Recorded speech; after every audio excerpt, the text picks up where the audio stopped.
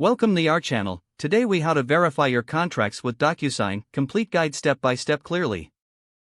To verify your contracts with DocuSign, start by logging into your DocuSign account. Once logged in, navigate to the Manage tab located in the main menu. In the Manage section, locate the contract you wish to verify. Click on the contract to open its details. Review the document to ensure it matches your expectations. Next, look for the History option, usually found on the right-hand side of the screen. Click on History to access a log of all actions taken on the contract. This log will show you who signed the document and when they did. Verify that all signers have completed their actions. If applicable, check the Comments or Notes section for any additional context. Now, return to the document view and click on the Certificate of Completion option. This certificate confirms the document's status and provides a detailed audit trail.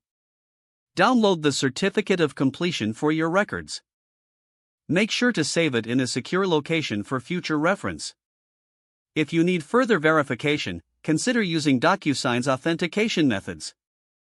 These methods include two-factor authentication or using phone validation. After verifying the document and its signers, you can confidently use the contract. Always keep a backup of your digitally signed contracts for peace of mind. Follow these steps to ensure your contracts are securely verified with DocuSign.